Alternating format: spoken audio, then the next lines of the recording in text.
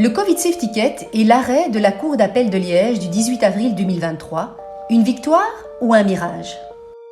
Alors, pendant que certains citoyens se réjouissent aveuglément de cet arrêt, d'autres, faisant partie du système, tablent sur la méconnaissance de l'appareil judiciaire par les citoyens pour faire croire au peuple qu'il pourrait y avoir encore une justice en Belgique. Alors, je vous explique. Il faut savoir que la Cour constitutionnelle est seule compétente pour annuler ou suspendre tout acte législatif. En gros, celle-ci est seule habilitée à mettre fin définitivement au Covid Safety en Belgique. Dès lors, en cas d'annulation du Covid Safety par la Cour constitutionnelle, le citoyen pourra seulement, à ce moment-là, saisir les tribunaux de l'ordre judiciaire, c'est-à-dire le tribunal de première instance et, en degré d'appel si nécessaire, la Cour d'appel pour demander réparation de tout préjudice subi. Alors, que vient faire cet arrêt de la Cour d'appel de Liège à ce stade, alors que la Cour constitutionnelle saisie de cette affaire n'a toujours pas rendu sa décision concernant le Covid Safety?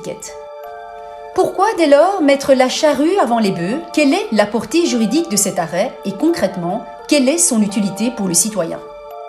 En réalité, cet arrêt n'a qu'une portée juridique très limitée. La Cour n'a que constaté l'illégalité de la norme et ce au provisoire dans l'attente d'une décision du tribunal de première instance au fond. Or, ce tribunal n'est pas compétent pour vérifier si le Covid Safety viole les droits et les libertés contenus dans la Constitution. Dès lors, on peut se poser la question, quelle est l'utilité d'avoir saisi ce tribunal qui ne dispose pas, en vertu de la Constitution, la compétence pour ce faire?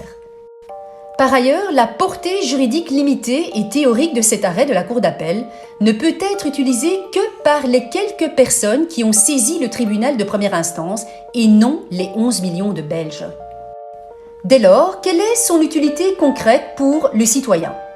Bref, de la poudre aux yeux pour faire croire aux résistants que la justice est maintenant du côté du citoyen, et ce, après confinement, restrictions de tout ordre, et vaccination à outrance pendant 3 ans. Du coup, peut-on considérer qu'il s'agisse d'une victoire? Alors, une victoire pour qui? Pour le système? Et qui fait partie de ce système? Il ne s'agit donc pas d'une victoire, mais bien d'un leurre. Le système veut-il canaliser la résistance vers une opposition contrôlée? Abonne-toi, ADL.